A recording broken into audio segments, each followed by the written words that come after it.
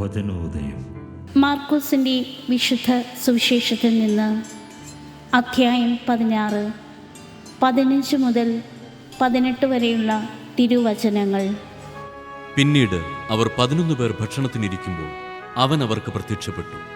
ഉയർപ്പിക്കപ്പെട്ടതിനു ശേഷം തന്നെ കണ്ടവരെ വിശ്വസിക്കാത്തത് നിമിത്തം അവരുടെ വിശ്വാസരാഹിത്യത്തെയും ഹൃദയകാഠിന്യത്തെയും അവൻ കുറ്റപ്പെടുത്തി.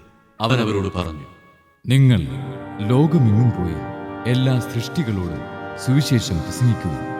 വിശ്വസിച്ച് സ്നാനം സ്വീകരിക്കുന്നവൻ രക്ഷിക്കപ്പെടും, വിശ്വസിക്കാത്തവൻ ശിക്ഷിക്കപ്പെടും. വിശ്വസിക്കുന്നവരുടെ കൂടെ ഈ അടയാളങ്ങൾ ഉണ്ടായിരിക്കും. അവർ എൻ്റെ നാമത്തിൽ പിശാചുക്കളെ ബഹിഷ്കരിക്കും, പുതിയ ഭാഷകൾ സംസാരിക്കും, അവർ സർപ്പങ്ങളെ കയ്യിലെടുക്കും, മാരകമായ എന്തു കുടിച്ചാലും അത് അവരെ ഉപദ്രവിക്കുകയില്ല. അവർ രോഗികളുടെ മേൽ കൈകൾ വയ്ക്കും, അവർ സുഖം പ്രാപിക്കുകയും ചെയ്യും. വചന വിചിന്തനം.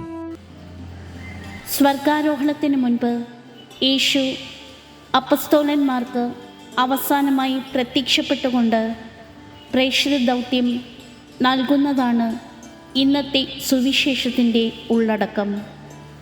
വിടവാങ്ങലും സ്വർഗാരോഹണവും ഈ ലോകത്തിലെ യേശുവിൻ്റെ ഭൗതിക സാന്നിധ്യത്തിന് അവസാനമെങ്കിലും അത് ശിഷ്യന്മാർക്ക് ഒരു തുടക്കമാണ്. ഞാൻ നിങ്ങളോടുകൂടെ യുഗാന്ത്യം വരെ ഉണ്ടായിരിക്കും എന്ന വാഗ്ദാനം പുതിയ രീതിയിൽ പരിശുദ്ധാത്മാവിനെ നൽകിക്കൊണ്ട് തൻ്റെ അപ്പസ്തോലന്മാരിലൂടെ തുടർന്നുകൊണ്ട് പോകുകയാണ് യേശു. ലോകമെങ്ങും സകല സൃഷ്ടികളോടും സുവിശേഷം അറിയിക്കുവാനുള്ള യേശുവിൻ്റെ കൽപ്പന ഇതുവരെ ആരും നൽകാത്ത വിപ്ലവകരമായ കൽപ്പനയാണ്.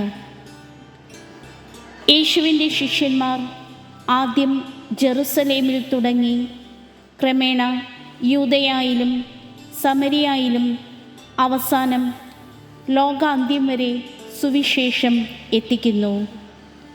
ഇത് വ്യക്തമാക്കുന്നത് ലോകത്തിന് രക്ഷയുടെ സന്ദേശം ആവശ്യമാണ് എന്നതാണ്. ലോകത്തിന് പ്രത്യാശയുടെ സന്ദേശവാഹകരെ ആവശ്യമുണ്ട്. യേശുവാണ് മനുഷ്യർക്കുള്ള ദൈവത്തിൻ്റെ സന്ദേശം. ലോകം തെറ്റായ വ്യക്തികളിലും വഴികളിലും സ്നേഹം അന്വേഷിച്ചു പോകുമ്പോൾ യഥാർത്ഥ സ്നേഹം ക്രിസ്തുവിലാണെന്ന് ഇത് ഓർമ്മിപ്പിക്കുന്നു. നമ്മുടെ ജീവിതത്തിലൂടെ മറ്റുള്ളവർക്ക് പ്രത്യാശയുടെ സുവിശേഷം നൽകുവാൻ നമുക്ക് സാധിക്കേണ്ടതുണ്ട്.